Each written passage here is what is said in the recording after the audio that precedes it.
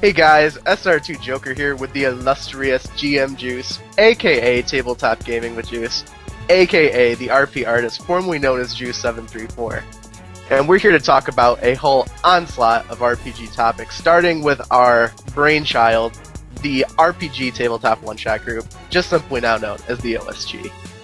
We're going to be talking about games that are going on, games that we've played, games that we're going to be running in the near future, and some of our wish lists for what we'd like to see run in the group.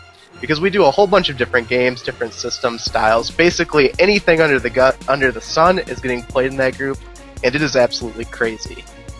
As for the actual pertinent RPG discussion, we're going to be talking about our likes and dislikes for the new edition of the game, combat and weapons, mounted combat, ability score caps, encounters either being too easy or too hard, AC being overpowered, or at least wonky at the best, some feats being game changers, some feats being too weak, skills, tool proficiencies, and we're going to end the discussion talking a little bit about alignment and some of the new 5th edition products we're looking to see next year.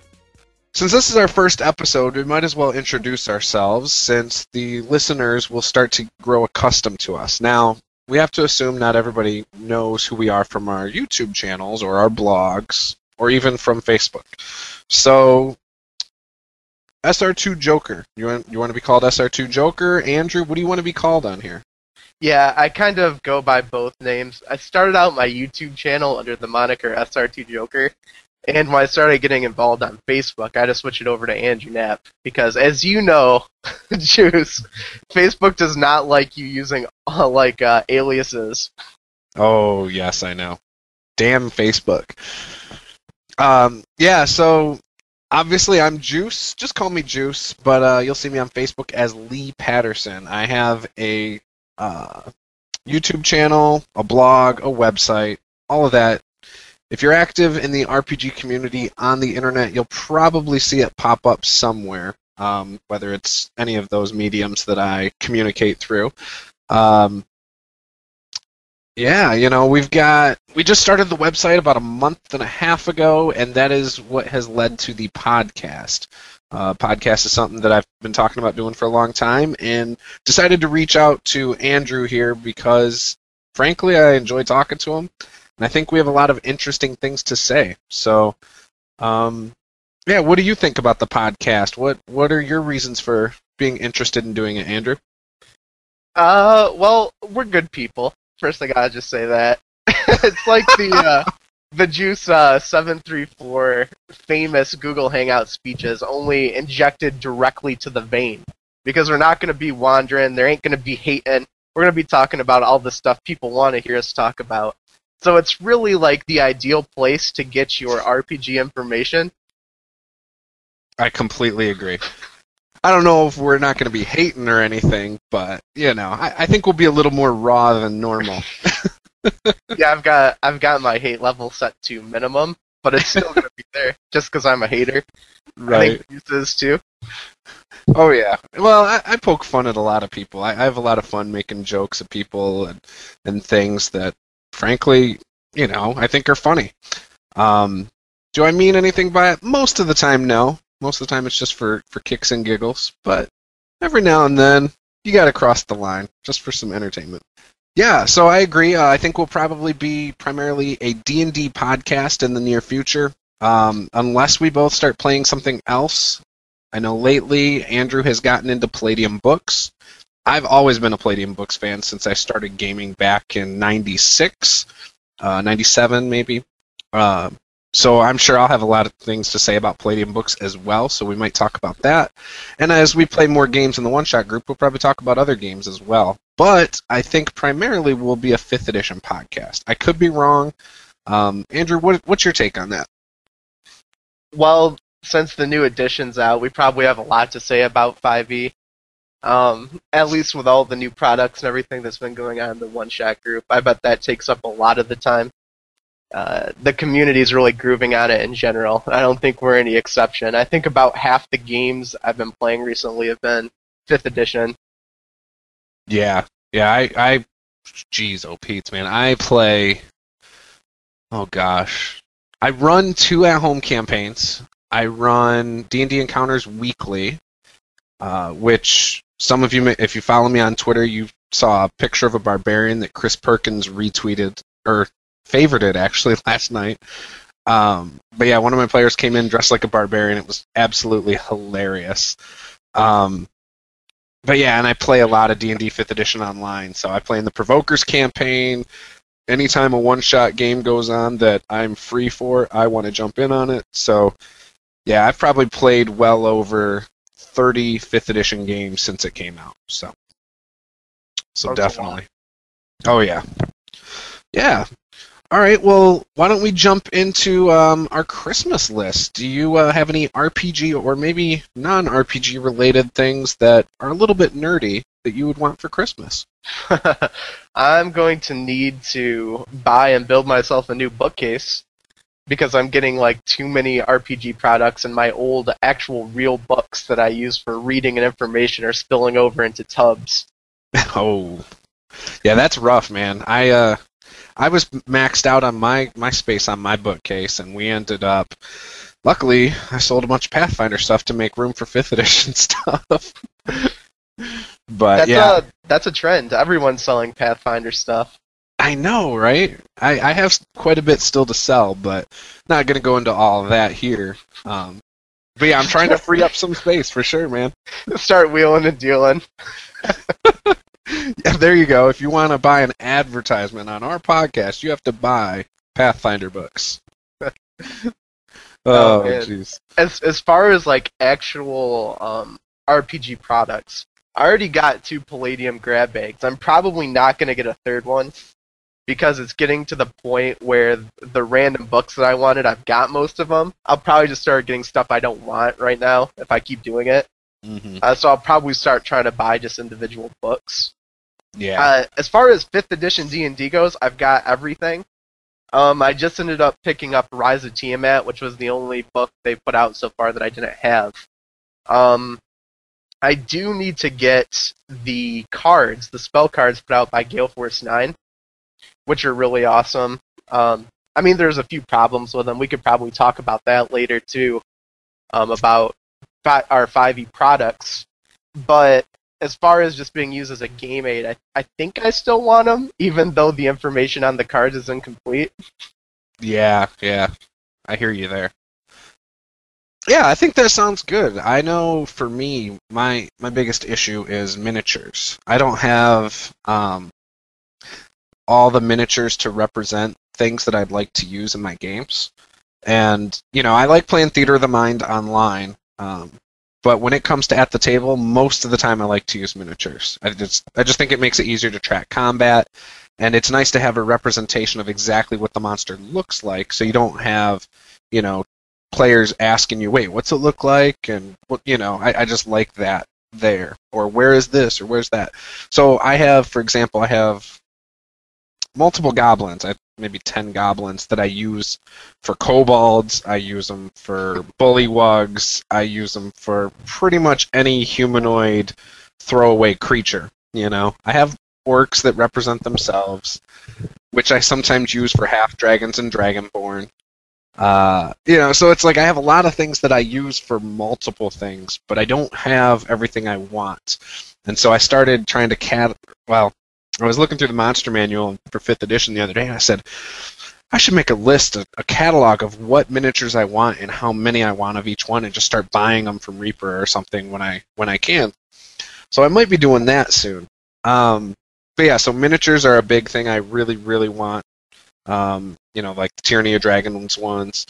I gave my mom was 29 years old. My mom's like, I want a Christmas list from you and your wife. I was like, okay. So I sent her all sorts of Amazon links for D&D miniatures, Pathfinder miniatures, Rise of Tiamat, Horde of the Dragon Queen, because those are the only 2 books I don't have yet. The Tiamat miniature that you were talking about earlier today online, all sorts of stuff, man. The gigantic blue dragon from Pathfinder, just all sorts of stuff. So miniatures are my big wish list thing, and then the 2 other 5th Edition books I do not have, so Horde and Tiamat, Rise of Tiamat. So yeah, so that's my big Christmas list wish list right there. Pretty simple. I'd like to build, like you were saying, build a bookshelf. Well, I want to move all my gaming stuff to the basement eventually. And I started organizing things like 2 months ago and never finished. And my wife and I, because she's pregnant again, we ended up moving stuff out of the basement, but we had to put stuff into the basement. And so I'm back at square one having to start over. And one of the things I want to do is build a gaming table eventually. Anyways, yeah, so I want to build a gaming table. And but the gaming table I want to build, I want it to also be used as like almost like looking like a news desk, so I can do videos from it. So I think that would be kind of cool. Oh yeah, that would be awesome. Just need that backdrop. See, like when I play D&D and Kalamazoo with those guys, they actually have a really fancy Geek Chic table, one of like the custom-made tabletop gaming tables, which is awesome. But when I play D&D around here, I have a folding white table. You know, like something you might see at like a church picnic or some shit. Yeah, those plastic ones, right? Yeah, $50, Walmart. Hey, Walmart specials are great. I'm just saying, nothing says D&D quite like a folding two-piece white table. That's the best, man. The picnic tables, basically. They're like the plastic white. So it's like longer than it is wide. It's like a long rectangle, right? Yup, exactly. Yeah, those things are sweet. I actually ended up buckling already, and I already ordered the Rise of Tiamat figure. That thing was just way too awesome. I already have the ancient bronze dragon, which was the first, like the larger miniature they released for the first run of minis. So I basically had to buy the Tiamat one. My hands were basically tied. I mean, at least that's what I'm telling myself. You had to, man. I know what you're saying. It's crazy with miniatures. Like that's something I would want to get for Christmas for sure. I've only got like 100, 120 somewhere in that ballpark, and most of them are D&D and Pathfinder miniatures, like the actual pre-painted ones that are serialized. Right. And they're awesome, but they're so expensive. Like to actually like fill out so you have everything you need to run the game costs you an arm and a leg.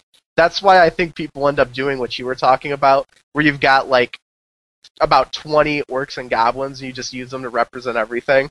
Mm-hmm. Oh, this is a half dragon. Look, but it looks like a goblin. It's a half dragon. Yeah, it kind of sucks when I go to encounters and these guys got these sweet miniatures, right? Because sometimes they'll bring a small box with just some of the ones they have, and I'm like, oh, can I use that one? They're like, oh, go for it. And I'm like, man, I feel so cheap. Or you look at these YouTube channels, and some of these guys' rooms of miniatures are amazing. Like, what is it? Dungeon Master Mark, I think, has shown off his before, and he's just got tons of miniatures. Oh god, that's funny. It's like being a professional athlete, like a baseball player, and showing up to the game and asking the stadium if they have an extra bat. Right. Yeah. Yeah, I feel like I'm going to play softball and I'm asking my teammates, "Hey, can I use your glove?" Oh god. Yeah, so that's my big thing. With your miniature collection, since we're kind of talking about it a little bit, do you have like monsters for pretty much everything you want, or is there anything you really are dying to have? Oh god, there's a lot of stuff I need. I'd say a third of my collection is probably the big three minions, like Goblin, Orc, and Kobold, and then a third of my collection is undead. And then the remaining third is kind of like random stuff. So there's not a lot of diversity, even though I have a lot of miniatures. There's a lot of the same types of monsters. As far as like exotic stuff goes, I have like a few elementals and stuff like that. My strategy, basically, when I bought them, was when I was doing the games, like setting them up as a DM, I was actually getting the miniatures I needed to run the games. Right. So I was literally buying exactly what I needed.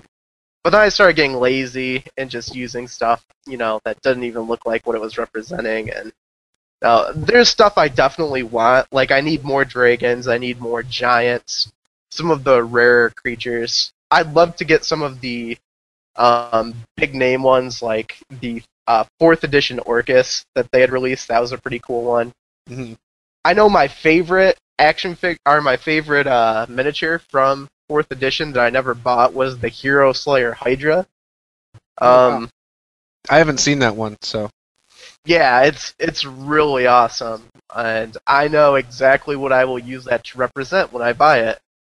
Mm-hmm. My resurrected Rust Monster Hydra Demi-Lich. Go check out the video on SR2joker's YouTube channel if you do not know what he's talking about. Yeah, that's a long story unto itself, but I created a Rust Monster Hydra. It was pretty awesome. A bunch of assholes killed it, but I'm gonna bring it back. My sister-in-law gave my daughter a giant wooden castle with like a bunch of knights and princesses and stuff, and it's all the figures are like the ones you'll find at Michael's or Joann Fabrics or whatever. You know what I'm talking about? The little knight figures. They're like maybe 4 inches tall. Oh yeah.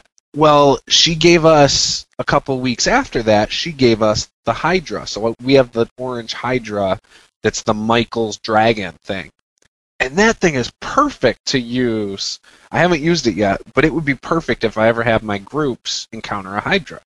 And so that's one of the things I've been thinking too.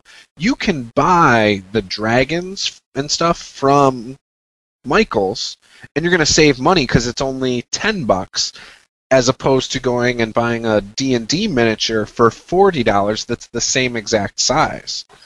You know? So that's a spot you can take little shortcuts too on some of these. Yeah.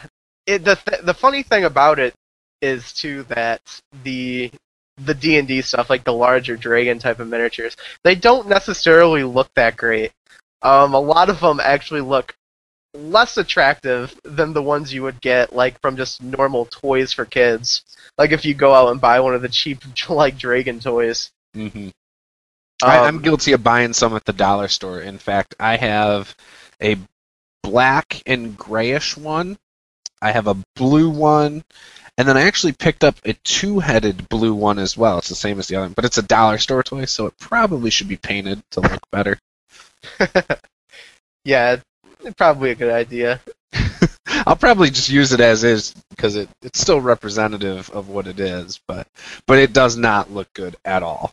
But it was $1, not $15. Okay, I just thought of one. One thing I need to get for this collection that I need a whole legion of are motherfucking Evil Eyes Beholders. I need a lot of them. I don't have any, but I need a ton because I love them. Them and Mind Flayers are two of my favorite things to use in games. And I've never had representation. Interesting. We're gonna have that gives me an interesting thing to talk about sometime with you. I'll add it to a future podcast or something. Excellent. All right. So you want to move into talking about our likes and dislikes about 5e? Yeah, sounds good. I do not like how they handle combat without weapons. That's a huge thing for me. The fact that, if you're not a trained fighter without weapons, you only deal 1 damage. For me, that's hard to envision because I feel like anybody without a weapon can still mess something up. Even if you're not necessarily a trained fighter, you could still kill somebody without having to hit them 40 times. You know what I mean? Just hit them right in the right spot. So 1 damage seems really weak to me. I could understand if they said, okay, you're going to deal 1 damage plus your strength modifier, but I believe the book reads that it's just straight 1 damage. What do you think about that rule? I understand what they're going for. If you're not trained martially to use the weapon and it's improvised, you're not going to be able to leverage any of your actual ability score towards it. You're sloppy. Mm-hmm. But I disagree with it. I don't care who you are, if you break a bottle over the edge of the bar and shank somebody with it, you're going to cause them the same damage as a dagger. That's true. That's how I see it. Yeah, so it's a little bit ridiculous in that regard. I know they did have that brawler feat, which makes improvised weapons a little bit crazier. Right, but okay, so you get the stat bump, which is nice, but what really is the point of taking that? Now you can punch somebody and deal 1d4 damage? Well, we know that 50% of every Dungeons & Dragons game starts and ends in a tavern. So you're probably going to be bar fighting at least like what, a tenth of all game time? Yeah. I've got no idea. That's funny. The other thing that I kind of like it, but I don't like it at the same time, is the ability score cap. Now, the part about the ability score cap that I do like is more so with point buy.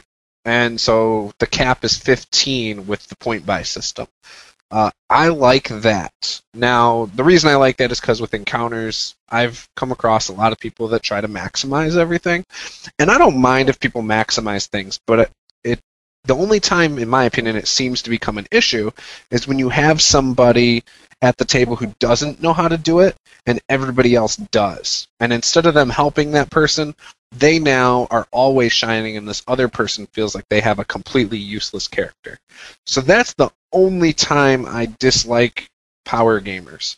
If everybody's there and everyone's a power gamer, fine, it works. But it's when you have one person or maybe two people at the table who I feel like are neglected because of that. So I kind of like that power or that ability score cap. Now the ability score cap for 20, except for barbarians, I'm not a fan of that. And I know the DM's guide, gives you some boons when you hit level 20, where you can go past that and go all the way up to level 30. But I don't like the 20 cap. What do you think of that? Yeah, I'm in the same boat with, I think the starting cap is fine. All it's really doing is scaling starting power down, which is a good idea. In 4th edition, you could start with extremely high attributes in the beginning, and our ability scores, and it really screwed things up. They purposefully limit you to that 17, I think, to stop you from getting the +4 modifier, which, in my opinion, is absolutely fine, since level 1s in this game are somewhere between an adventurer and a peasant. Not quite either. Right. Paladin's a good example of that. In previous editions, you'd be a paladin right out the gate, but now when you start a paladin, you're not really a paladin until level 3 when you take your oath. So up until that point, I think you should be a little bit on the weaker side. Talking about the max cap, though, that's where my big problem with it is. In the older editions, so 2nd edition, Advanced Dungeons & Dragons, your attributes, your ability scores could go fairly high. Depending on what you were doing, 25, 26 is not unreasonable. And what I liked about it was it let characters develop more superhuman powers. It wasn't possible in the beginning, but by the end, a 20th level campaign, your guy could encroach to the point where you were actually reaching godlike status. Your intelligence could rival gods. Your strength could rival titans and giants, etc. And of course, it depends on the type of game you're playing. Some people don't want characters that strong even at 20th level. But I'm big on Planescape. I'm big on settings like that. The idea of somebody being able to match planar beings and ability score was really awesome to me. It was actually my favorite part of progression. And it was also a really good way to give players a little bit of something extra when they level. There's been lots of people around the community that have talked about the idea of, past a certain point in the game, in the older editions, you can basically just say, you level, just gain a free ability score and put it wherever you wanted. Interesting. Yeah, which is really awesome, because in 5th edition, obviously, you're not adding very many stats to your actual character's ability scores. I mean, what is it? For most people, it's like once every 4 or 5 levels for most of the classes. I think all of them are the same except for the fighter. I think, and I could be wrong, but I know the fighter gets more than anybody else. Yeah, so I mean, it's feeling like you're actually progressing as a character in that regard, far less than in the older editions where you had people that did stuff like that. Or, I mean, where you were getting it almost every 1 or 2 levels, maybe 3 levels. So that's something to think about. Right. Yeah, I'm pulling up the fighter right now because of it. Ability score at 4th, 6th, 8th, 12th, 14th, 16th, and then 19th. So they get it a lot. Just for comparison, if I go to the Druid, 4th level, 8th level, 12th level, 16th, and 19th. So they are getting it like 3 times less. You know? Nice. And then, so a Druid's not going to be able to bump a stat, but a fighter can. And on top of that, the fighter's probably going to bump his strength, so his damage and his to hit are going to go up. But on top of that, at 5th level, for example, he gets an extra attack. You know, so he's going to get more attacks than everybody else, and he's in a better situation to get better stat bumps too. Yeah. Or feats that'll make his attacks more powerful as well. Yeah, because if he's gonna get to 17 strength as a starting ability score, most likely, he's gonna take 3 bumps then to max it out, and then fill the rest out with feats. Yep. Yeah, and he'd probably take different. I would even take feats that bump your strength. You know, I think that would be like Heavy Armor Master. You know, some other. You know, without getting into that right now, because we're going to talk about feats in a little bit. But yeah, I think. Right. You know, he's going to take 3 feats that bump his strength. You know, that's how I would do it if that was how I'm trying to min-max it or power game it or whatever. Yeah, so there's really no comparison when it comes to that. And if you remove the cap of 20, though, you can now make that fighter even better. I know barbarians, when they hit level 20, they get that bump to their, I believe, strength and con, and it's a +4 to each one, and it can go as high as 24 in both of those stats. So I thought that was kind of cool. But yeah, imagine if you could get to 30, though. That would be where it would be interesting to me, because, like in that example, I actually forgot that most of the feats do that, like give 1 of an ability score when you take them. So if you had it like up to 25 or 26, then the fighter actually has to decide, is raw strength better to me than feats and a little bit of strength? And there's some more player choice in there, so that's a pretty cool thing, actually. Right. So if you were, I guess, for your group, if it was something that they were all talking about, would you remove the level 20 cap? Oh yeah, it's already gone. Or not the level 20, but the attribute of 20 cap? Yeah, I'm never going to enforce that. Okay. I'm definitely going to enforce the standard 25 cap from Advanced Dungeons & Dragons. Okay. And there's more to it than just, like, I like the aspect of having more customization. Mm-hmm. I will use ability scores comparatively, right? Sometimes I just want to know how strong a character is comparatively to other stuff. If, like, okay, so for, like, in the Advanced Dungeons & Dragons book, I'm looking at it right now. For strength, they say when you have a 19 strength, you have the same strength as a hill giant. When you have a 20 strength stone giant, like when you get up into the higher strengths, you're actually going tit for tat with certain legendary creatures. Now, if I have a badass fighter that's level 18, 19, and he's got 22 strength, this dude is literally as strong as a fire giant. Like, I know he's as strong as a fire giant. So when he tries to grapple a dragon, am I going to allow him to, like, break a dragon's wing or do something like that? Probably. Right.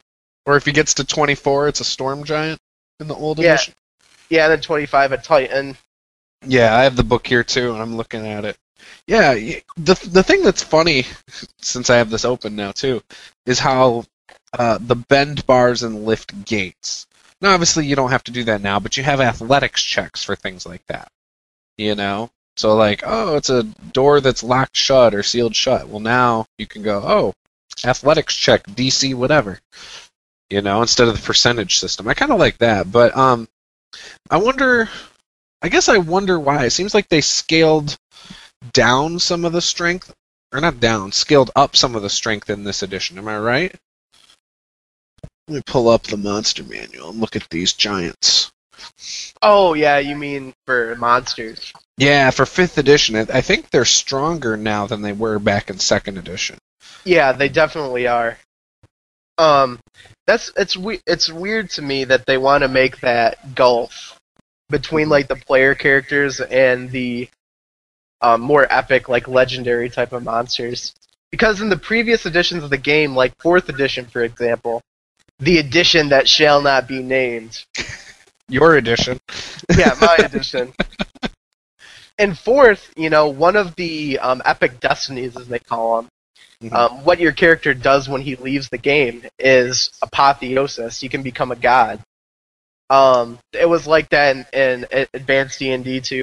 The original, not even 2nd edition. There were certain settings where when you get to a certain power level, you either become a god or the gods throw you out. Like literally just pick you up and throw you out of the setting because they won't allow player characters to get to certain levels of power. The gods just simply will rally against you. That's interesting. I wonder why they decided to go a different direction creatively with that. Like, it's always been a part of it seems, and now they're kind of getting away from mentioning that. Yeah, like look at Forgotten Realms.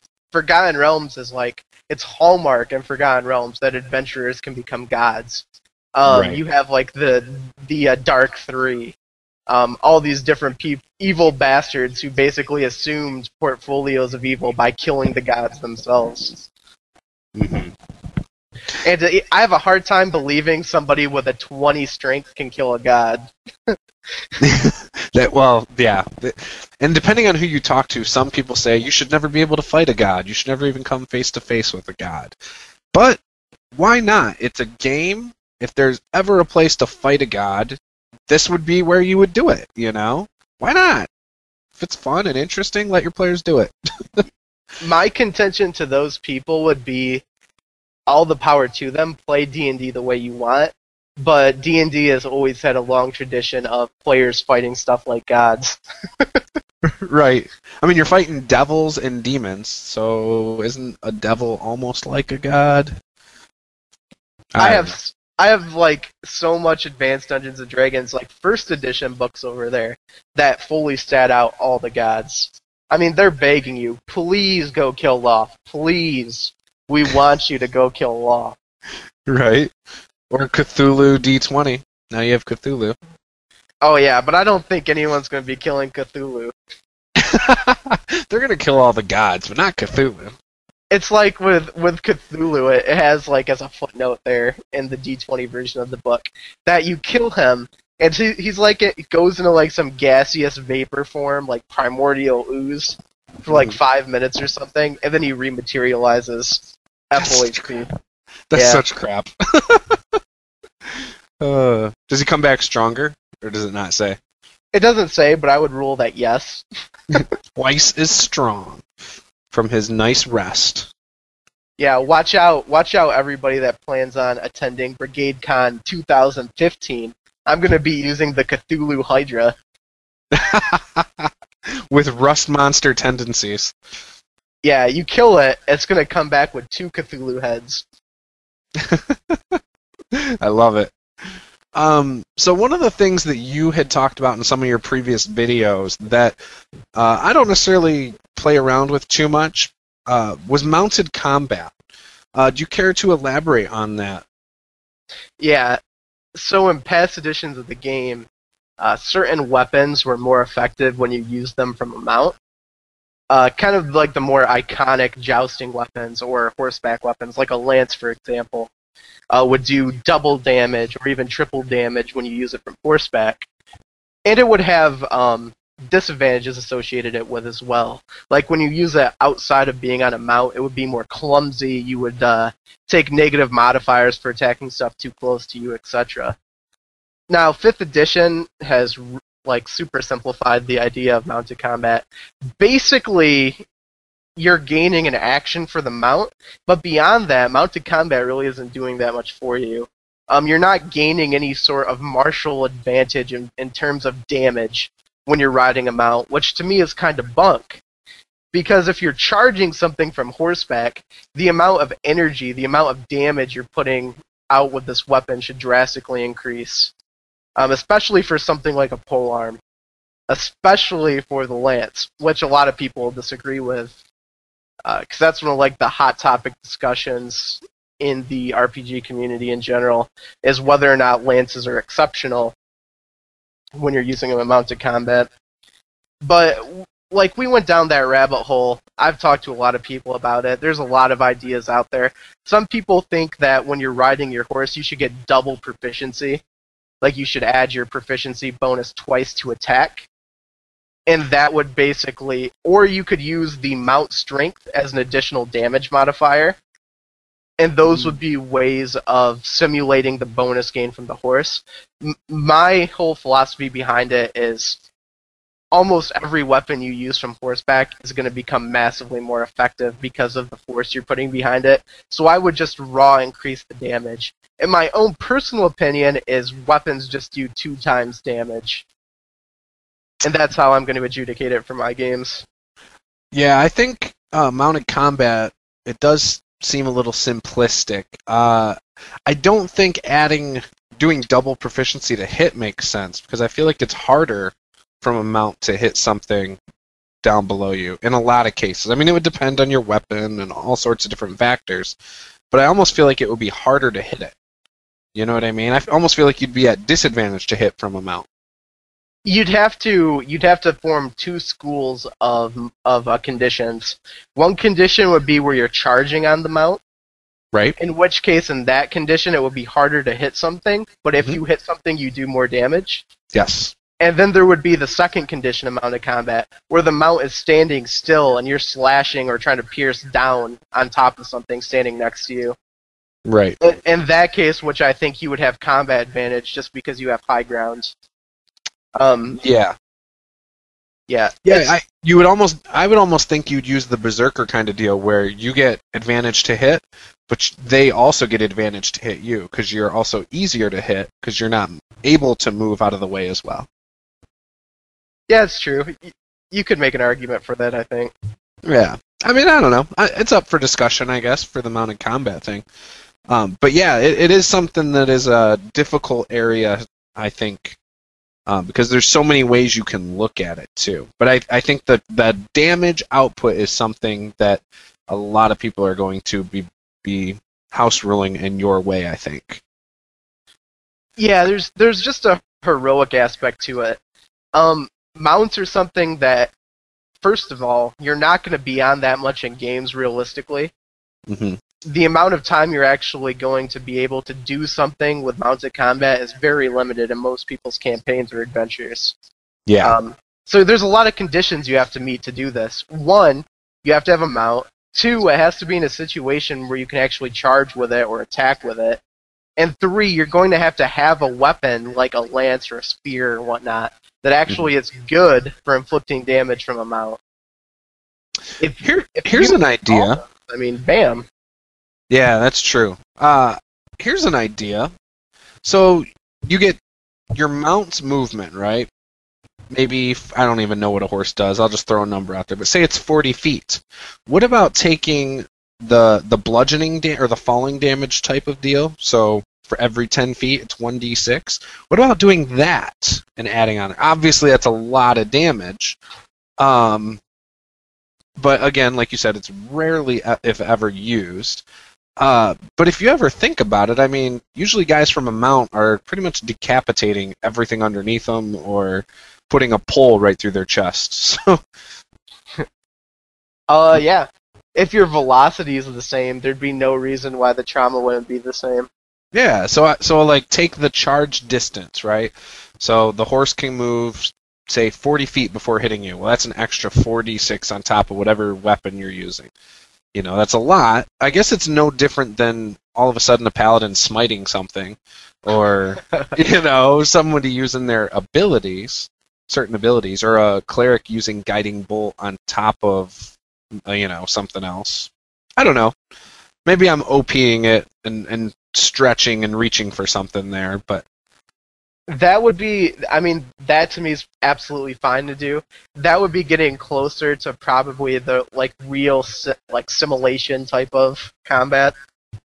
yeah, I think an argument could be made for that though, because if the horse has the same velocity as a fall, and we're saying this amount of fall distance gives this much damage, then it would do the same. Like if the horse's velocity is the same as the finishing velocity of the fall, they should take the same blunt damage. right. That raises interesting questions, though, about what happens to the rider. Because even Chance with a to drop saddle, the weapon, maybe. chance, in my opinion, chance to knock yourself off because of Newton's, like Newton's third law. Or is it Newton's first law? I can't. It's Newton's first law. Like for our forces reacting equally upon what causes it. Right. So, like, if you shoot a shotgun and it has 5 pounds of power generated to it, you feel the 5 pounds of kick. It's the same kick that what's gets shot. So, you know, like with a lance, if you do all this force damage to something when you hit them, your shoulder is going to be feeling the same force damage. Right. It's like when we were all kids and we would take a baseball bat and swing it at a tree and realize it was not very smart. Exactly. So if you're knocking something off of its feet, man, you are taking enough force to knock you off of your horse. So what are you... I mean, mechanically, you have a saddle. That's going to give you some kind of advantage not to get knocked off. Right. You know, but there's probably going to have to be some kind of rule there. Yeah, and one of the nice things about 5th edition is you don't have to look up a million rules. So yeah, maybe just doubling damage would be the quickest and easiest way to handle it. Interesting. Okay, and just to clarify, it is Newton's third law. I was right the first time. For every action, there's an equal and opposite reaction. That's why I have you on this podcast, because you are the smart one. And I remember that, but that was like middle school. That was a long time ago that I talked about that, so I don't remember much about all that. It's like a common argument with firearms in movies. Because for some reason in movies, a guy shoots a shotgun and nothing happens to him, and the person getting hit by the shotgun gets knocked 10 feet backwards. And you're like, well, wait a second. That doesn't make any sense. Why wasn't the shooter knocked 10 feet backwards? Yeah, no, that's a good point, man. Yeah, so I'd be curious. Maybe that's something we should talk about in another episode sometime. More about mounted combat or things like that, or just our house rules in general. You know, I think we could probably spend a whole episode talking about what we've house ruled or are considering house ruling. Oh, yeah, no, absolutely. I've spent like 50 hours fighting with people on the internet about mounted combat, so I have a lot to say about it. Perfect, man.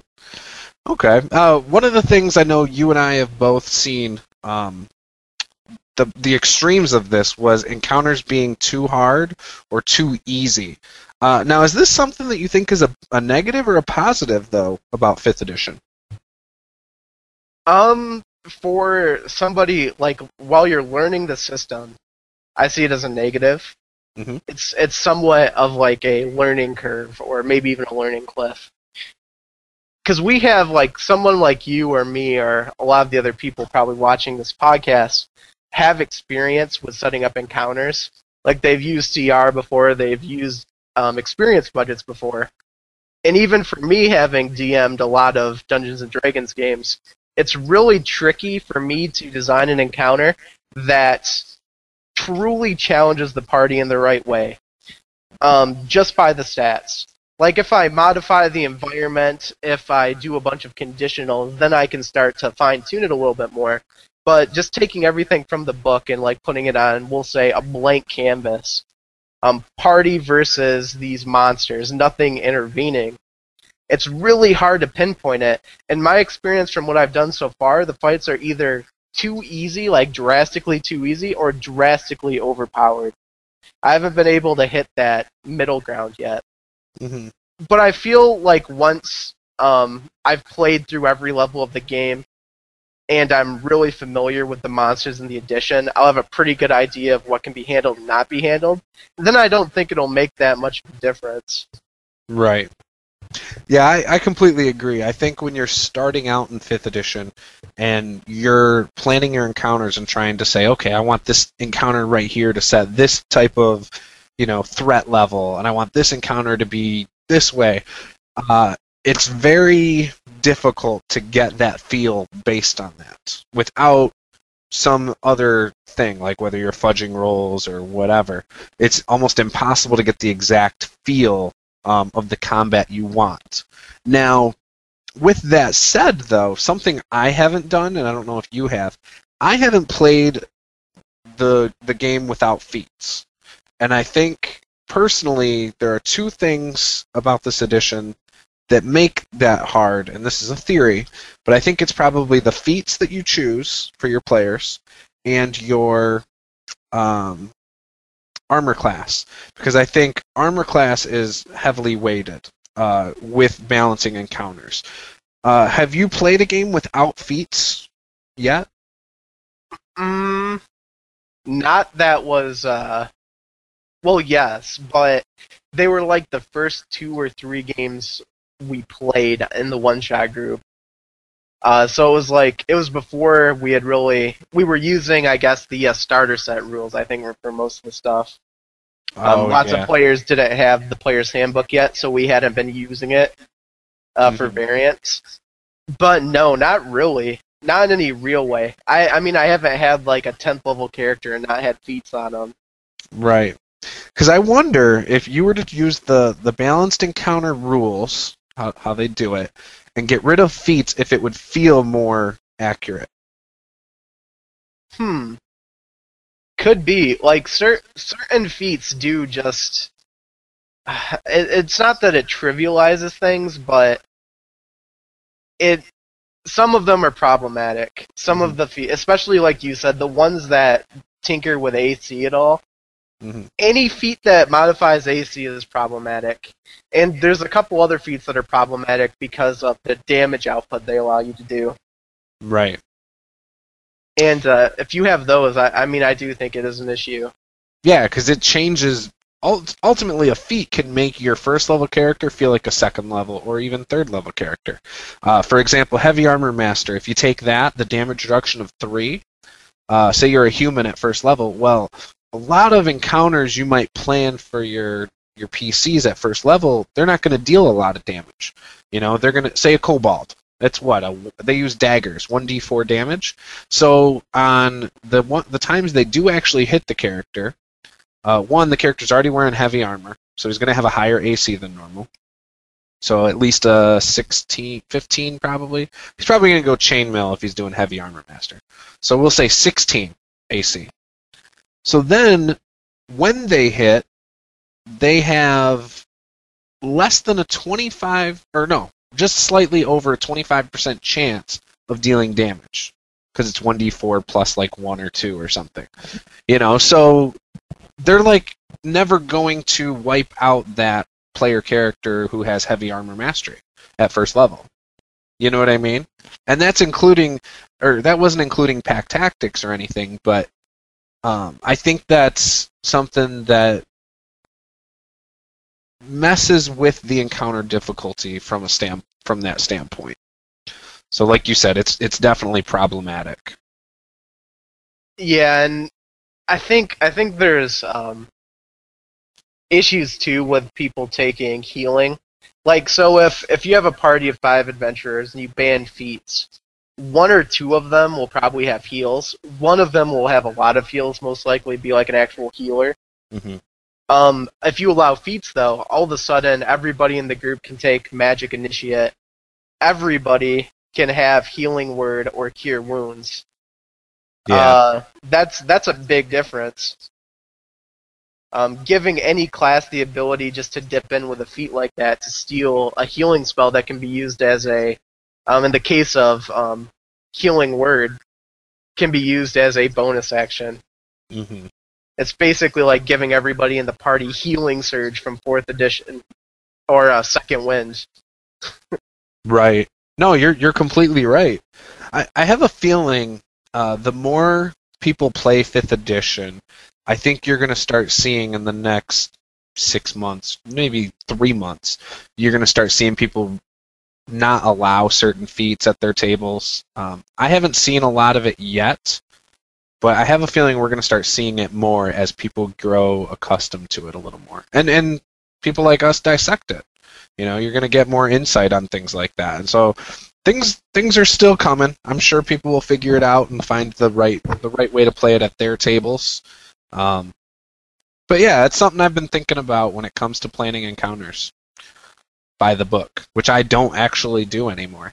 So yeah, you just got to roll dirty. You got to be like, what would be fun to throw at them? Right. Oh, I think throwing 20 orcs at them right now sounds good. I wonder what would happen if I put them against a Solar. Dick. And then a Rust Monster Hydra, yeah. Rest in peace. Yeah. Speaking of which, something that I think I found out pretty early on was how powerful AC could be for your character. And I've had this debate with a lot of people. It usually comes up when you're talking about barbarians. I played a halfling barbarian in a couple games now, and I got his armor class pretty high. I think I got it in the 20s, and that was because of the unarmored defense. They get their con and dex modifier, as long as they're not wearing armor, to their AC. So if you do the level 20 cap, and you let your characters roll stats, in theory, they could get up to a 19 and a 20 in those two stats if they go Stout, Halfling, Barbarian. So that would be a +5 modifier and a +4. So that's a 19 armor class without a shield. If you let them then have a shield, they're up to 21 because the unarmored defense does allow shields. And then when they finally hit level 4, if they take the feat for defensive duelist, if they have a finesse weapon, which they would because their strength probably isn't that high, or isn't high enough to make it worth not taking, then when they have a finesse or a light weapon, I think it's finesse weapon, they can add the proficiency bonus to their AC as a reaction to being hit. So that at 4th level, I think is still a +3. So you're talking a AC of 24 for one attack, and then AC of 21 after they use their one reaction. I found that made my guy pretty much unstoppable for the most part. Yeah, that is very statistically unlikely for a monster to kill something. Like, you'd have to get they'd have to be multiple crits. Right. Yeah, or, I mean, there's stuff you can do, like certain spells that are area of effects and things like that. But yeah, like put you to sleep, and then have the kobold just sit there and keep cooling you over and over and over. Yeah, they could do that, or Thunder Wave, it's still a con saving throw, which, I mean, if I'm a barbarian, it's already going to be a +7, I think, in that scenario. Yeah, that's no good. Yeah, so I'm already, like, pretty tough, but there are things that's just, it's not easy to knock that guy down. I mean, think about it. A Tarrasque has an AC 25. So if I'm able to be an AC 24 for one attack per round, I'm basically one of the hardest things to kill. Yeah, it's difficult. Yeah, so I think, like you were saying before, AC is definitely, if you're trying to truly min-max, I think that's a quick and easy thing to focus on. Yeah, that's something to think about, too, with some of these classes. Like for Fighter and Paladin, it's really tempting to be like a great weapon fighter, to use Yeah. like a two-handed weapon or a polearm, but if you're thinking about survivability, shield is just way too good in this edition. Yeah, I completely agree. There's so many different things you can do when it comes to AC. You know, I've found with both of my... Okay, so talking about my personal game, I have one at-home group that has one fighter with a high AC, and our assassin has a high AC. And because you have two people that can, in theory, take hits, it makes it a lot easier. My other group has a couple people with high AC as well, so that works out real well. I have two 18s and a 17 in that other group. Well, anything I've thrown at them has really been simple for them to just bust through them. I might have a character drop to 0 every now and then, but they are cruising through things.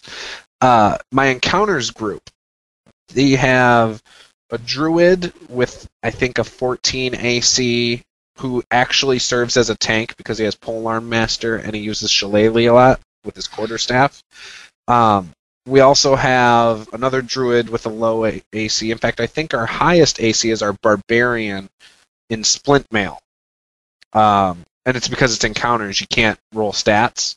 So I think his highest he could have went without armor was 14 or 15. So he was severely limited, plus he decided to go with a two-handed maul. And they struggle, man. In fact, last night we had the barbarian was going and rushing in to fight, and he dropped. In every combat, he dropped in the first 2 rounds. And so pretty much was making death saving throws all night. He was so pissed off. And he's like, okay, I guess I'll do it again. And he's like, I'll just take a nap every time. But Juice, I'm a barbarian. Barbarians run in and swing their weapon. Right. This is the funny thing. So he took the path of the totem because he read the eagle path, and he thought it meant that everything attacking him got disadvantage while he raged. But if you look at it, it's basically you can run by creatures and they're at disadvantage to attack you for attack of opportunities. Right. And so he was so pissed when he found that out, and I'm like, I'm sorry, man. Like, that's how it's written, and this is encounters. So, yeah, it just kind of sucked. Was he the one that was dressed to the nines with all that RP gear? Yeah, dude, he came ready, dude. He's like, I'm ready to rock, and then like every combat, it's down. Were you like, hey, buddy, next time before you go out and buy an outfit, maybe you should read the rules. That'd probably be a wiser use of your time. Right. I guess he's had this stuff for a while, but yeah, it was. I felt bad because he's really cool. He's really laid back, and even then, I was kind of losing my mojo last night. Like I didn't even want to run. Normally we run for 3 hours, and then we play in another game afterwards that's not encounters, but with the same guys at the game store. And the guy who normally runs that hasn't been there the last 2 weeks. And so we were like, well, we can finish this part of Horde of the Dragon Queen, episode 3, which is like a dungeon crawl, basically. And so they're like, yeah, let's do it. And so I was like, all right. So I got about 30 minutes into it after the normal time. Oh, okay. So we played the first 3 hours, and it was fine. He didn't drop as much because it wasn't as difficult to start off. You know what I mean? You fight a couple guards, you fight a couple sturges, whatever. Is that the Destroy the Eggs episode? Yes. Oh, by the way, spoiler alert. I'll take that spoiler alert thing and I'll put it before I talk about this in the podcast. But yeah, so big spoiler alert in case you haven't ran it or played it or whatever. But yeah, so it was fine because they managed to sneak in and they fought a bunch of kobolds, but they had like strategically handled it well early on. So they were able to take on the 2 dragon claws, 8 kobolds, and because there was so much distance and we have a bunch of spell slingers, they were okay to basically get a couple attacks on the kobolds before the kobolds got to them.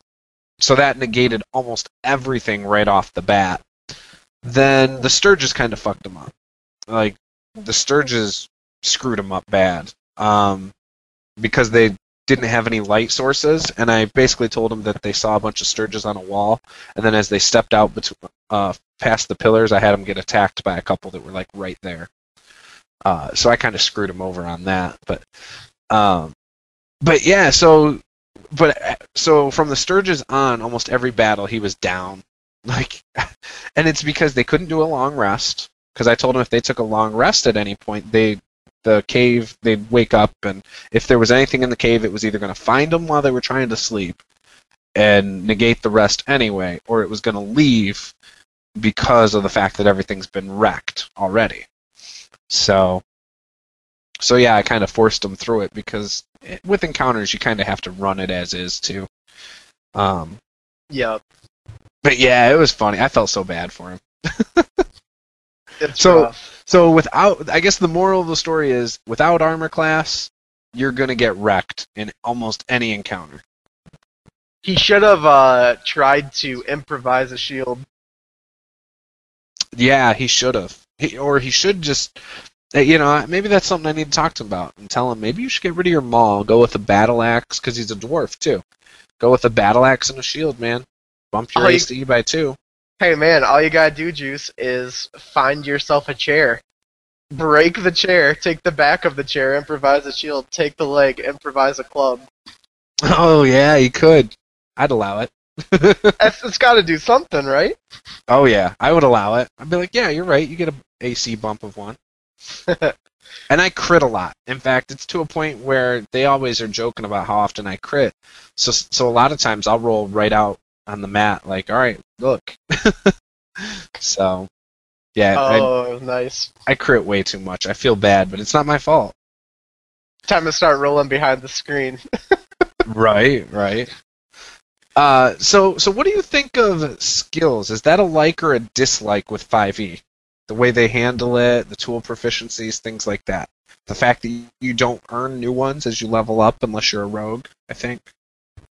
The tool proficiencies, I think, are really good. Mm-hmm. It's essentially, they've given you like a blank check to turn anything into a skill. Like, oh, my guy's really good at cooking. He has like butcher knife proficiency, spatula proficiency, stirring spoon proficiency. Anything you can think of, like any instrument you'd use for any activity, you can make a proficiency for. Right. So it's awesome in that regard. Now, as far as the skills go, them playing off of your proficiency as the main way they go up as you level, mm-hmm. I think it's okay. Some people were angry that there's not training. Yes. That they did away with that. That's one of my house rules. I will be allowing people to learn skills. It's just going to take a long time before you're proficient with it. The book, and you and I talked about this before, the book does not say you learn skills. It says you can learn tool proficiencies, you can learn languages, and anything else is basically up to the DM's discretion. Oh, and languages, right? But the rest is up to DM discretion. So in my opinion, skills are okay. Plus, skills aren't game-breaking. Like, you learn a skill, and I make you use 100 hours of downtime, right? So it's like, that would be like 2 weeks of hardcore, non-stop training, right? That's not... I don't think that's that bad. I don't know. Maybe it's just me. Yeah, I'm kind of split on it. It really depends on the game, like who you're playing with and what your DM's doing. There's certain situations where I would allow characters to learn skills during downtime, but I wouldn't want them using all their downtime to learn skills. Just because you can build a character to be a skill monkey. Like Half-Elf, for example. Half-Elves get these additional skills. They're kind of set up to be like the skill character. Now, if a guy goes Half-Elf as his character and sets him up to be really skillful, I don't want somebody that set their character up to be martially proficient to kind of like dive into his territory by taking skills in their downtime. Mm-hmm. Like I kind of think if you what's the word I'm looking for? If you limit yourself martially to be really good with skills, that should be your area to shine, not somebody else's in the group. So I think it depends, but as a general rule, I like the idea. Mm-hmm. Yeah. The part I think it gets sketchy is when people start saying, "Oh, well, how can we min-max the in this way?" And like you were saying, they shouldn't be able to study non-stop during downtime and just learn a bunch of new skills until they have all of them. That's kind of ridiculous. It doesn't make sense. It's not something that I think anybody would normally do in real life, and even in a game, it doesn't make sense to me. Right, and it all comes back to the DM. This is probably a subject we want to have at length in a different video, but some GMs, the way they run their games, make it so skills almost don't even matter. That's true. They won't prevent you with they won't present you with situations where skills will do anything. If you're in a game that's extremely combat heavy, for one, you're not going to have a chance to use a lot of like your social skills, your intelligence skills. There's just not going to be as much of an opportunity. Likewise, some DMs will run games where there are opportunities, but they'll grant success based on role-playing and never actually go to the skill. Right. All those are different pitfalls. So in some games, like, skills are kind of just like flavor. They're almost not even useful, which is a pity because it's a significant aspect of the game. Mm-hmm. Yeah, you make a good point there. That is something we could probably spend a whole show talking about as well. The fact that it really is up to the DM. And like you said, certain things, the DM will base it on your role play as opposed to how proficient your character actually is with something. That's something I haven't really thought much about, but now that you bring it up, I think that we could have a long conversation about that. And it makes me think about what I do, so maybe I'll do a video on it. There you go. Awesome. So the last thing we kind of were talking about were feats being game changers. Without going too far into that, I think we'll probably talk about that next episode. We'll go into full on depth with that. But I mean, what are your thoughts on it? Do you like or dislike feats in 5th edition and how they do it?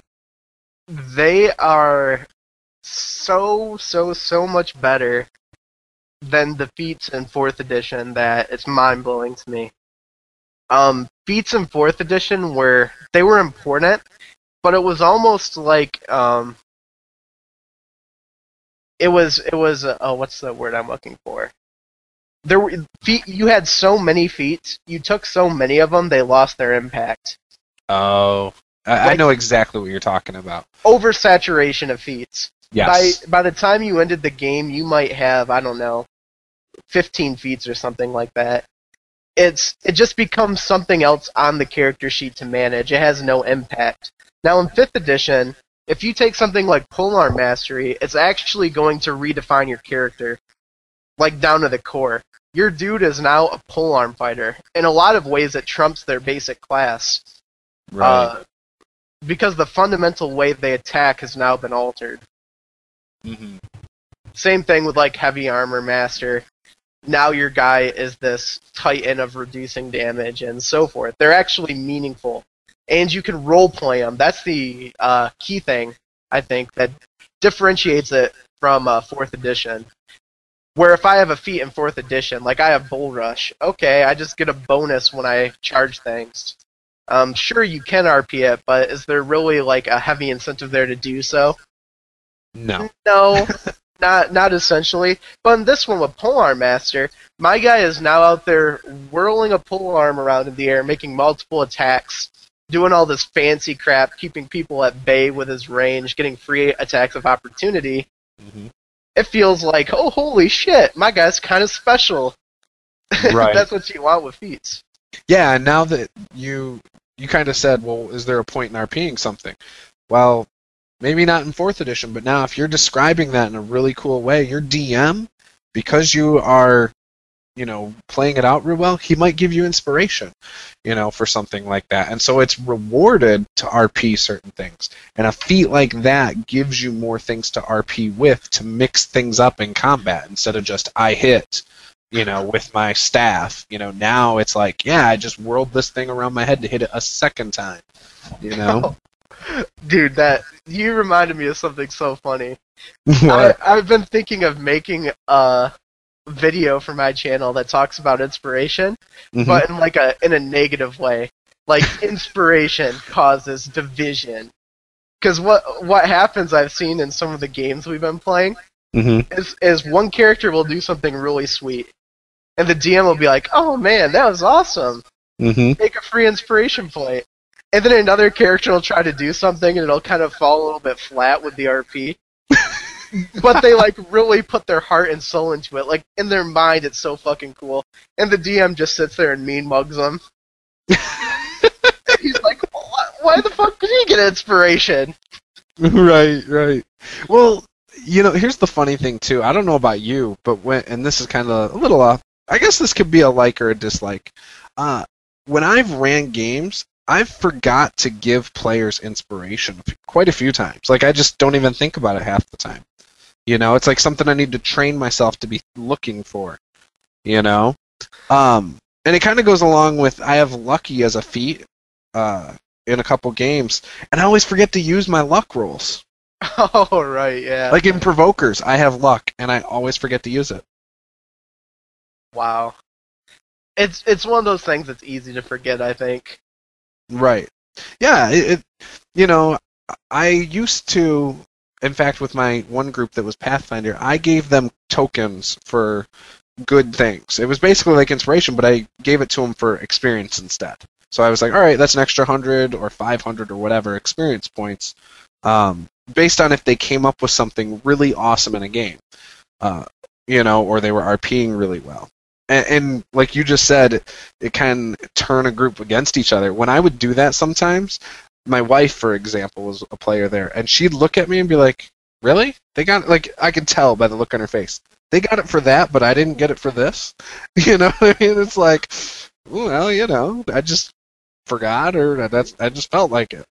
And then later sometimes I've had to explain it. She's like, whatever. What it feels like to me is like the DM is like some fat Greek gladiator, like slave owner. And he's like laying back eating his grapes, and he's just like, that entertains me. Have an inspiration point. Here, have a grape. There's no rhyme or reason to it, right? They're like, do it for good RP. That's fucking subjective as hell. It is. Now I just sit here, I'm like, players, entertain me. Do something that strikes my fancy, and I will give you advantage on a roll.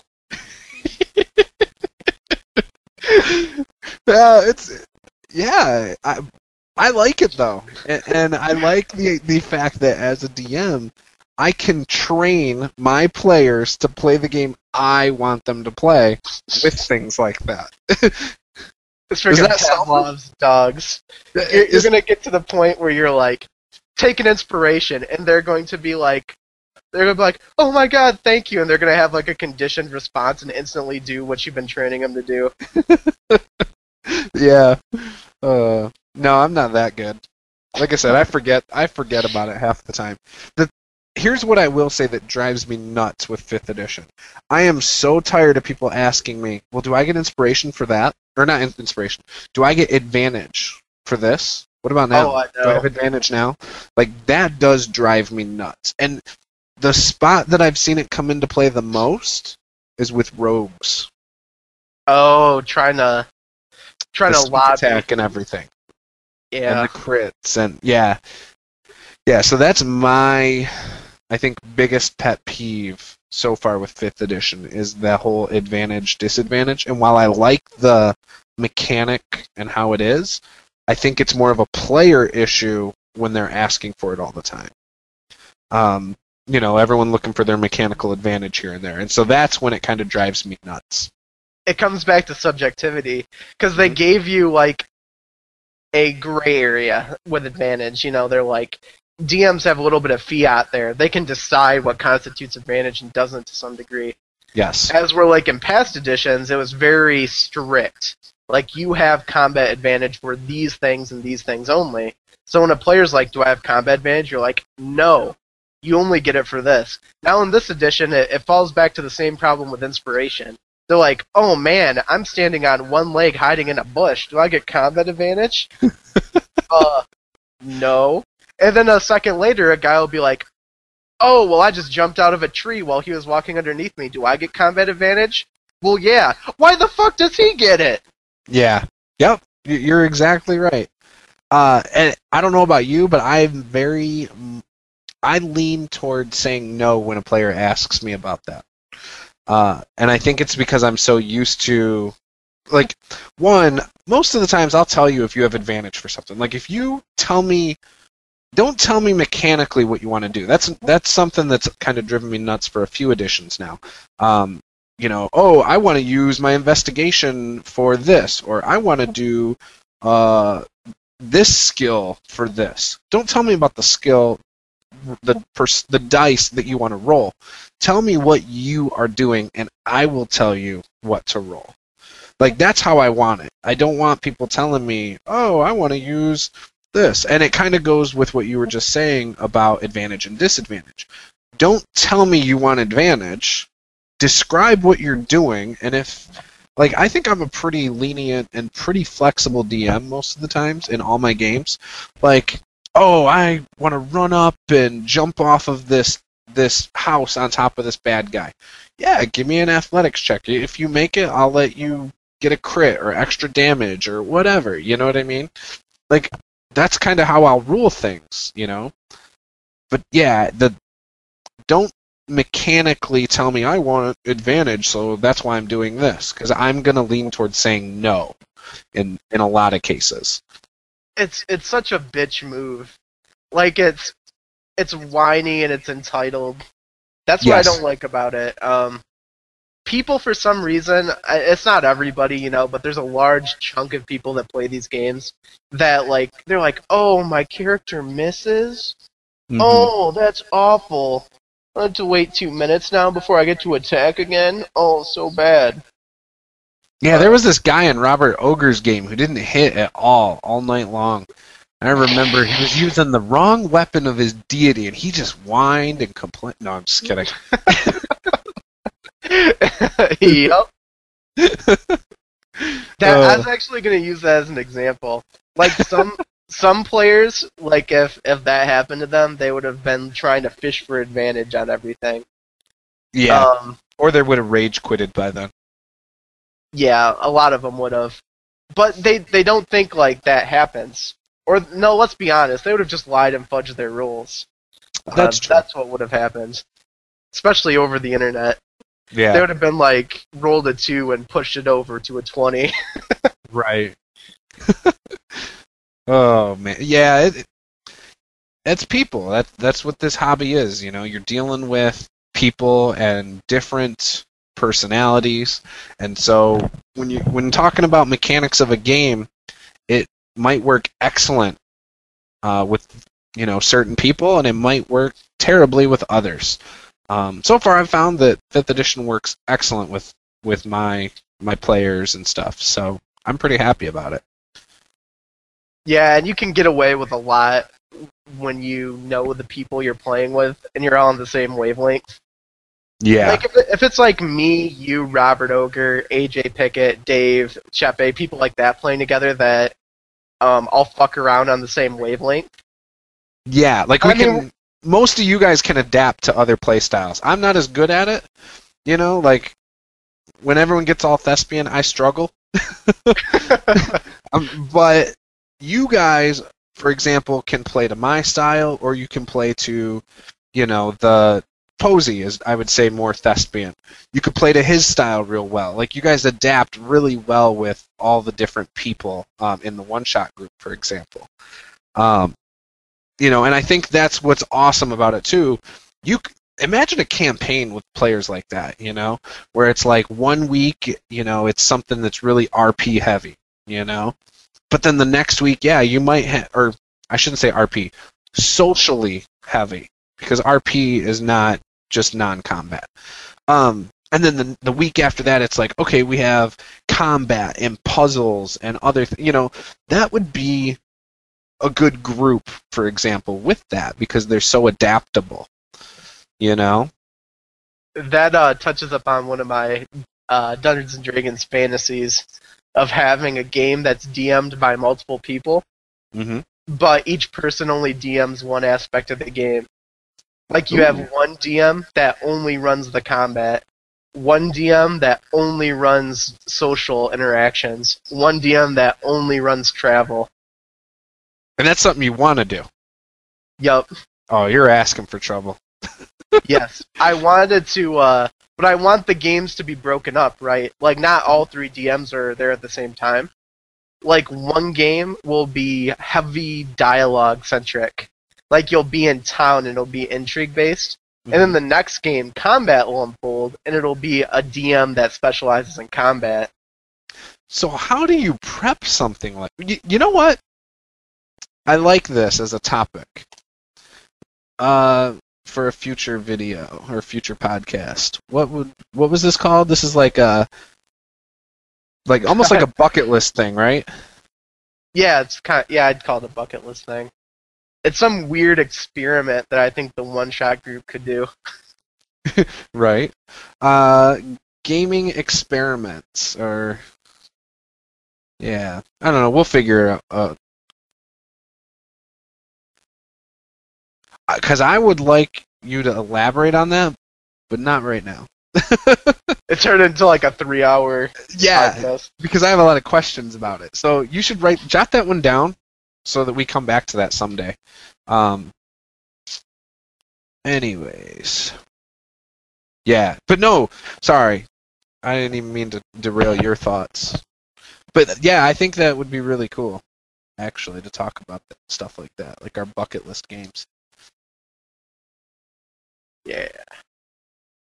Well, fuck it. Just keep talking about it, because I want to ask you a couple questions about it. How the hell would you actually prepare that if everybody is technically a DM? Like, that would be so hard to prepare a campaign around that.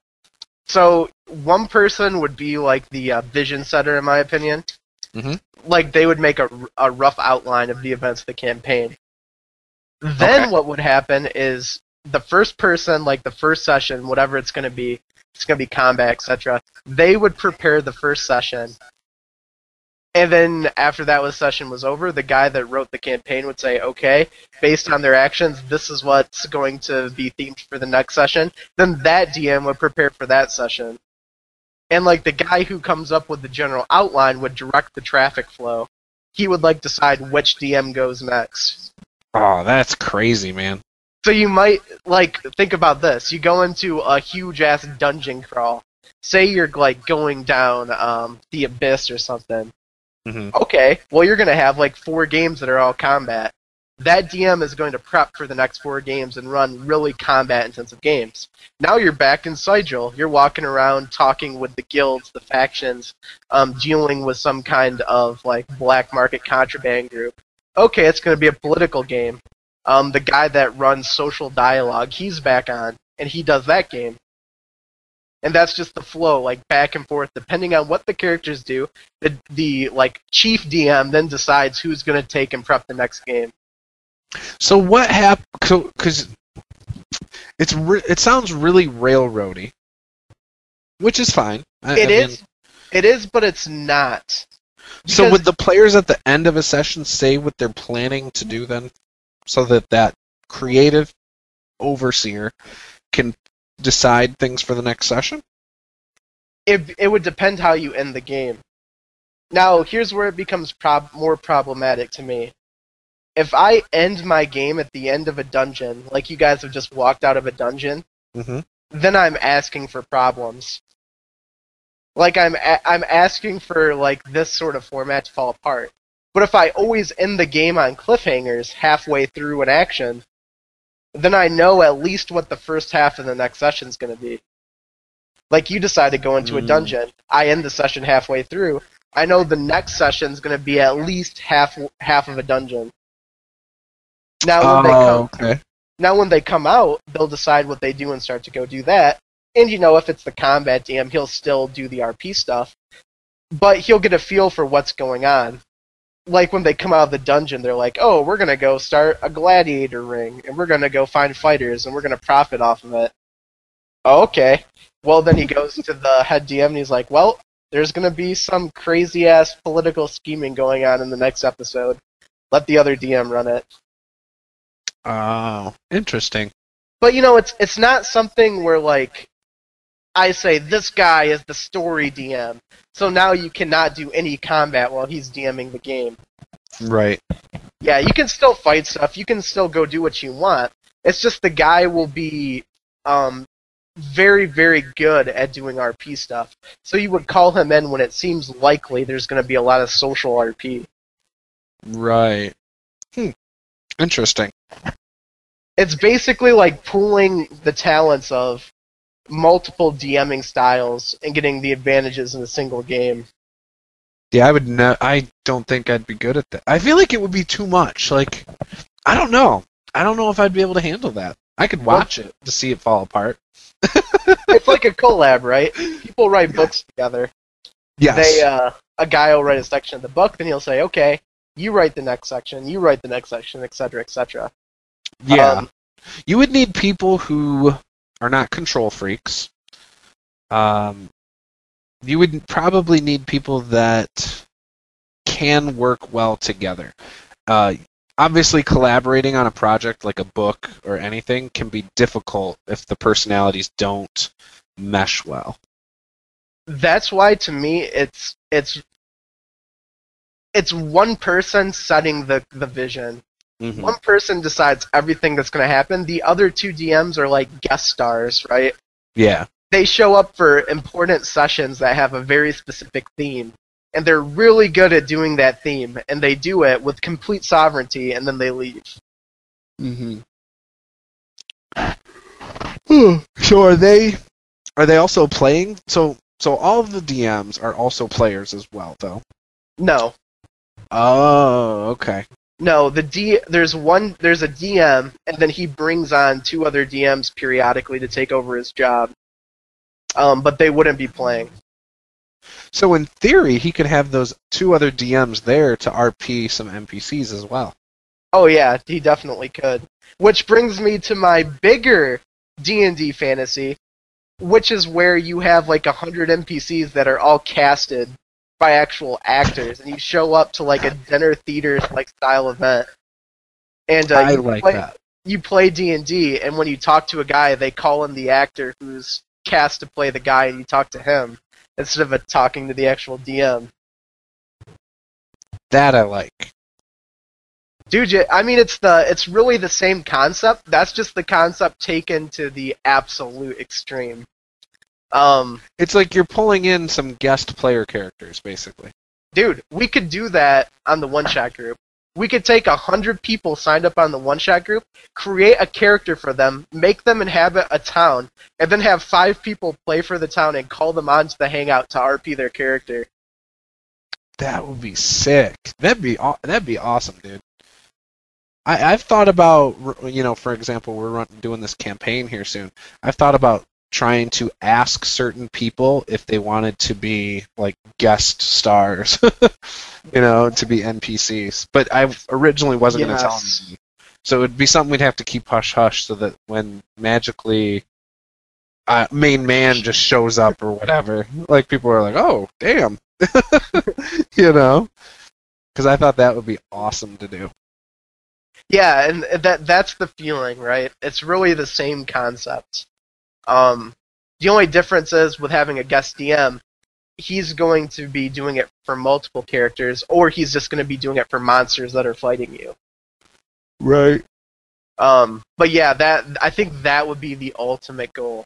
To give players basically an interactive experience to where it was almost like social interaction in real life. Mm-hmm. Each person looks different, has a different voice, different inflection. It's like they're their own person to the extreme. Mm-hmm. That would be really cool, I think. Yeah, I think that would be awesome. Awesome. So the last thing for this episode, pretty much, was that we were going to talk about 5th edition products that we know are coming out, and 5th edition products we hope will be coming out in 2015. First of all, I'm going to pull up the list right now of what is already supposed to come out. But do you have anything in particular you hope will be coming out? Yes. The most anticipated thing for me, if they actually do it, will be any Planescape supplement. I don't even care what it is. I want them to revive that setting. And the fact that they mentioned the Great Wheel and Cosmology, they mentioned Sigil, they actually have a lot of the Pantheons listed for Planescape in the multiverse, makes me think that there's an actual chance they'll do something with it. So that would be really, really high up. For settings, also, obviously, I want to see Forgotten Realms. I'll be getting that for sure. I want to see Dark Sun. I'm not as big of a fan as Eberron, to be honest, compared to the others. Eberron or Mystara, Dragonlance, all that stuff I'm just kind of mad about. Really? Why is that? Just too generic, or?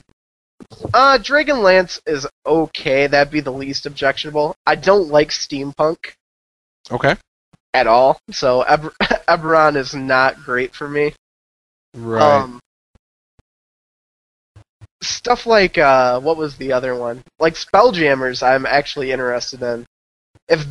I don't think they'll do anything with Spelljammers, but if they brought Spelljammers back, I would be all over that. See, I'm not into those as much. Forgotten Realms, I'm all over. I want Forgotten Realms. I'd also like to get, oh gosh. So Forgotten Realms, if they did Mystara, I'd probably get that and Dragonlance. Those are probably the only setting books I would go crazy over. And by crazy, I mean I would actually want to buy. Mystara being probably the last of those three, and Forgotten Realms being number one, what I would want. Now, the thing is, though, whatever one of those three would be released first would be the one I'd pick up. I probably wouldn't pick up the other two if they were released back to back.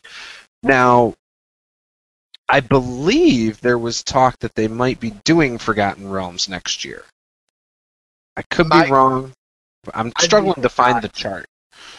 I'd be shocked if they didn't. Yeah, I'm struggling to find the release schedules for some reason. Which I actually had. The generic setting, or the standard default setting, is almost always Forgotten Realms or Greyhawk. So, with all the books that have been written, tying in with the modules leading up to the actual new edition, it would just be crazy to me if they didn't get Forgotten Realms out there ASAP. Yeah, well, I know they're doing Temple of Elemental Evil. Is it a reprint, a reimagining, or are they doing another one, Return to Temple of Elemental Evil? Well, that's going to be the thing after Tyranny of Dragons for encounters, I've heard. And see, unfortunately, without being able to find the actual Mike Merle's stuff, I don't want to say too much about it. You know what I mean? Because I don't want someone to go, oh, you said blah, blah, blah, and that's not true. You know? The thing is, I've never played Temple of Elemental Evil. I've only heard horror stories. It's good. It ties into some of my favorite characters, villainous characters of all of D&D. The Lich on the DMG? Well, he's awesome. Acerak is awesome. Yeah. If that's who it is that Acerak in front of the DMG? That's what I've heard. So he's Tomb of Horrors. And he is amazing. Now, what I like from Temple of Elemental Evil, I actually like the princes of Elemental Evil. Like the old school princes. Like Ol Hydra, Emix, all those guys. absolutely. Yancy Ben, Cryomax, all those guys are fucking badass. Great villains. And in fact, in that one shot I ran, Jewel of the Dune Sea, the guy at the end, Ifrit, which I should make a point to those of you that have watched that game or are even played in it, he was not an Ifrit. Like the guy that was being fought, this monster, he wasn't like a huge degen looking dude. He was actually an elemental, Ifrit, like Ifrit. Oh, yes. Yeah, he was the son of Imix, who was the elemental prince of evil fire. Which was like amazing, like it was such an old school tie-in, but I didn't do a good enough job of actually explaining that in the game. And then like I heard one of the people that watched it, they're like, "Oh, you guys fought an Ifrit." Like I fought one of those in my encounters group. I was like, "Oh shit." No, I'll be honest, I don't even know how I envisioned it. I envisioned it as the big red guy from the Monster Manual. Not a particular character. You know what I mean? Right, yeah, and that's what he actually looks like is, imagine, this is the dumbest description, imagine like Gumby. Okay. And now imagine instead of being a physical form, he's just flames, but he's in the shape of Gumby. That's what Imix looks like, and that's what his son Ifrit looks like. He doesn't actually look like a scheming genie that's like a dark red color. Nice. Yeah. But if that is like Temple of Elemental Evil is really cool. All the lore behind it's awesome. It's classic. I'd be interested in it even if it's just like basically a reprint. Right. And if they did something new, that would be wild too. Like that's awesome. I'm definitely down for that. Yeah, I've heard a lot of awesome things, so it's something I'm definitely looking forward to picking up. By the way, I should have this article pulled up soon. I'm on N-World. I'm gonna find it on here. Going through all their D&D news, but they have everything up here. Kind of hard to sift through it all. Morningstar. Review of DMG. Tools, Tyranny of Dragons, DM. Oh! Are you going to be picking up the new 5th edition DM screen in January? Yes. Are you going to get it on release? Yes. One-word answers. Yes. Like I'm a fan of DM screens in general. Like I've bought a bunch of the other ones for 4th edition, and I even have some older ones than that. But wait, you have more than one for 4th edition? Yeah, I've got 2 of them. What are the 2 you have? I have the Boulder's Gate screen that came with encounters. And then I have the default screen, which came out, I think, at the same time as Essentials, called just Deluxe Dungeon Master screen. Nice. Yeah, I had to make my own. I do not have any Dungeons and Dragons screens, DM screens. I do have a Pathfinder DM screen. That is the only official DM screen I have for anything. But there is the Tyranny of Dragons DM screen that's out right now. I don't know if you're familiar with that. A lot of people have kind of dogged on it a little bit, because I guess it's very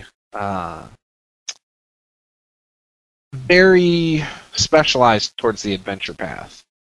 Yeah, it's like that with the Boulder's Gate screen, too. Yeah, I kind of figured, unfortunately.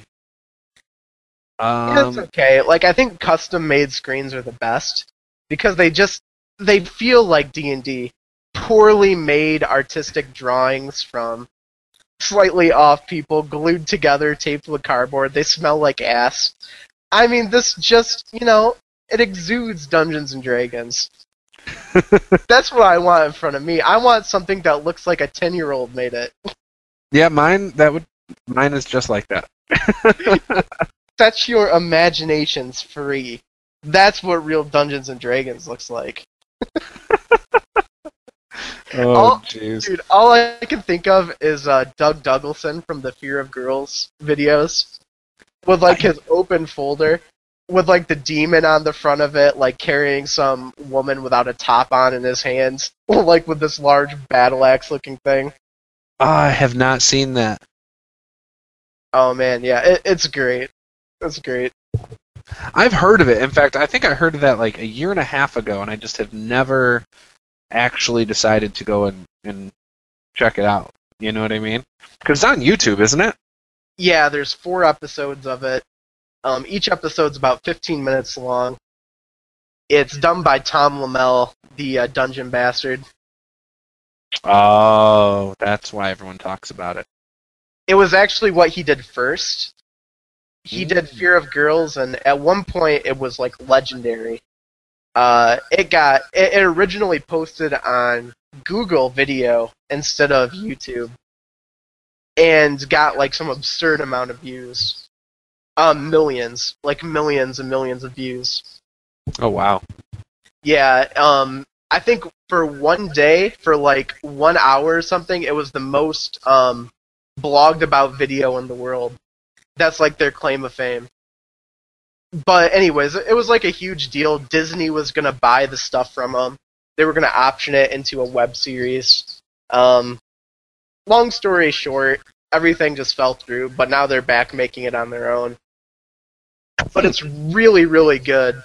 And Tom Lamell is just fucking hilarious. Right. I got a chance to meet him at Gen Con, and the guy was even funnier in real life than he is in his actual videos. Did he bust your balls at all? No. Though, I feel like my balls would have got busted if I would have went back to those NASCRAG games that I was supposed to go to. Like, I guess he's really big into NASCRAG. I guess he's like their master of ceremonies. Really? Yeah, so like the group that scores the highest out of the entire 3-game series, he presents them some kind of award or some shit. Don't worry though, my group wasn't in any danger of winning any awards. That's why I didn't go back. That's awesome. That till this day was probably the worst game of D&D I've ever played. Now that's no reflection on NASCRAG. I thought the game was well written. There was just something there that sucked about it. Like, nobody had the right energy. It was really awkward. The DM felt like he didn't want to be there. It's just a recipe for disaster. Yeah. I feel like I gave off that vibe last night towards the end of Encounters that I just didn't want to be there. Like, I was so sucked dry because I felt so bad that the barbarian wasn't having fun. It kind of just got to a point where I wasn't having fun. Like, we hit 10 o'clock, and I said, I'm not drawing anything else out on the flip screen. I am not going to put monsters out there. And so I was like, I'm just going to sit here and Theater of the Mind it. And so then everyone's like, no. And so like the one guy just started grabbing a pen and was like, so does it look kind of like this? And I'd have to like get up to look. I was like, man, damn it. So I started saying, here's the map. Someone draw it. Oh my god. It was, yeah. It hit a point where I just was like, dude, this is like painful. You know, and it wasn't painful like from the fact that it wasn't fun necessarily. It was just painful from the fact that every combat went exactly the same. First round, take a lot of damage. Second round, barbarian's down. Third round, somebody else is down because the barbarian's not soaking damage. Also in third round, one of the druids decides to do a thorn whip instead of bring the barbarian back up or whatever.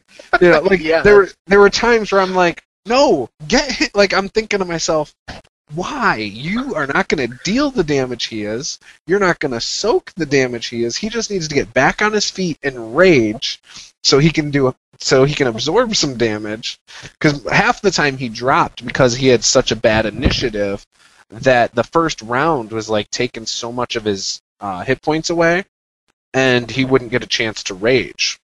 You know, that's what happened most of the time. And with only like a couple hit points, there's no point in raging because you're probably going to drop even if you are raging. You know. Yeah. So. That's what I dislike about Encounters from what I've seen and done with them. Mm-hmm. Is that it always seems like the combat is generic.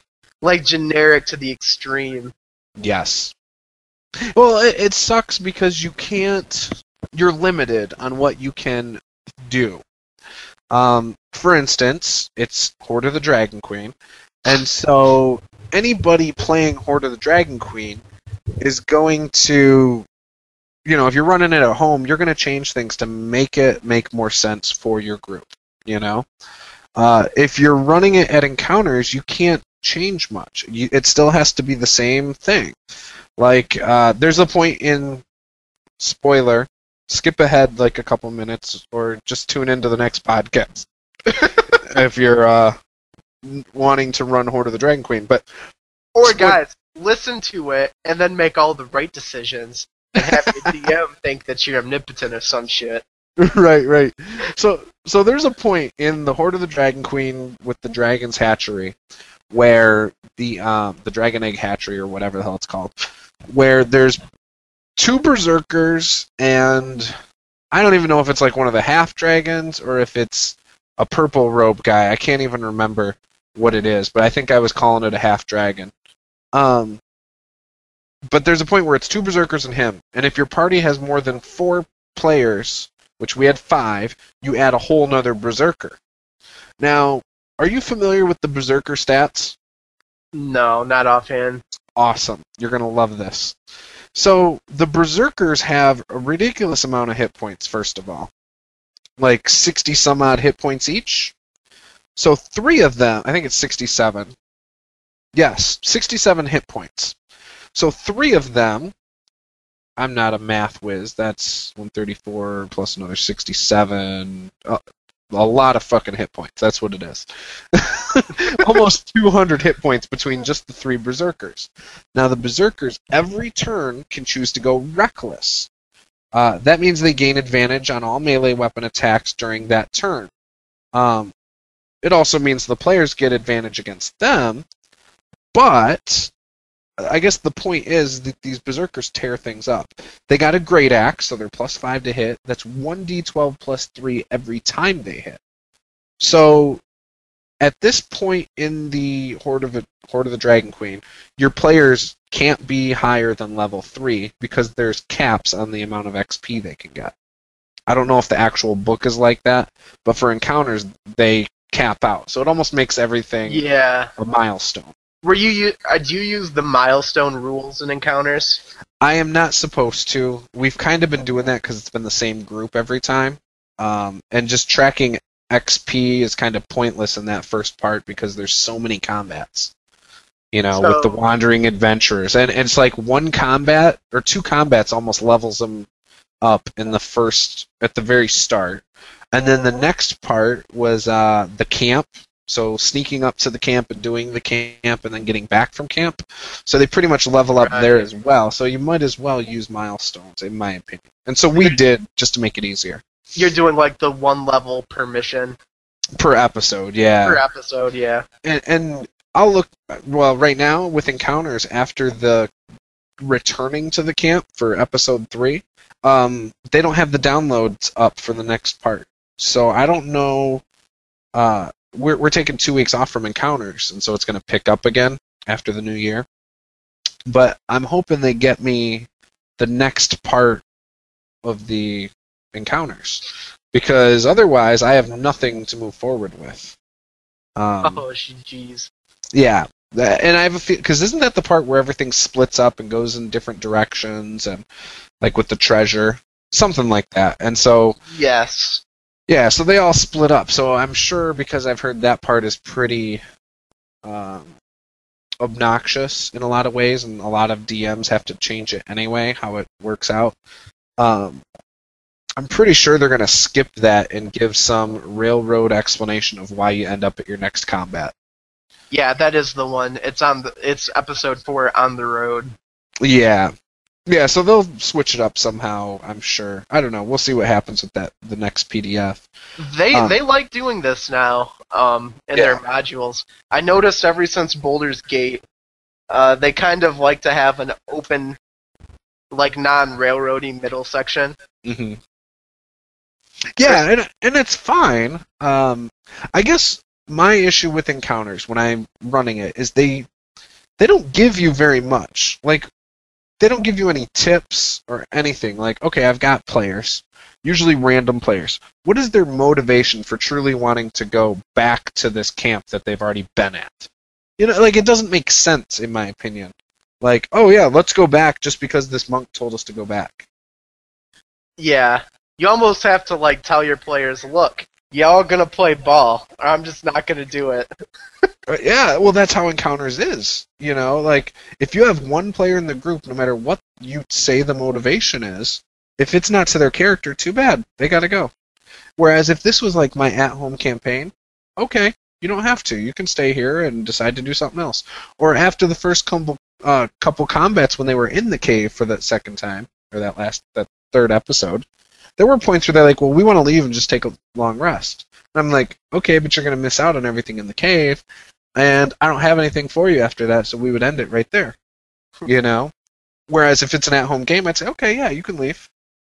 You know? Okay, what are you guys doing now? And I'd wing it for the rest of the session, you know, if I didn't prepare it. Right. Alright, Juice. We gotta wrap this sucker up. Because I gotta be out of here soon to go to work, so. Sounds good, man. Alright, guys, thanks for watching. We're gonna wrap things up here. Tune in to our next podcast. We're gonna be looking at one-shot games played, one-shot games ran. We talked a little bit about it today. We've done a lot of stuff in there. There's already some legendary tales from the games we played. I'm talking about stuff that'll just make you laugh for hours, but we'll get into that next time. We're going to talk about some games that are going to be coming up in the future for the one-shot group. Some of them might surprise you. Need I say Made the RPG? We're also going to look at some of our goals, me and Juce 734s for like YouTube, the one-shot group, what we're going to be doing in the future for the podcast, as well as elaborate on a couple of things we just touched upon today. Chiefly what we think will be coming out in 2015 as far as D&D products are concerned. And we're going to go through and actually do a real in-depth look at feats, because we just touched on the surface and there's a lot to say about where they're lacking and where they're too overpowered. So, that said, I'm Sr2joker, this is Juce 734, aka Tabletop Gaming with Juice, aka the RPG artist formerly known as Juice. Check out both of our channels. Check out his website, rpgjuice.com. Check out the Tableshot RPG one-shot group. We appreciate it. Thanks for the viewership. Sr2joker out. One thing he forgot to mention is I also have a new alias that came up today, and that's MC Juice. If you're part of the one-shot group, you know that I got mad rapping skills. I had to throw that in there. Oh my god.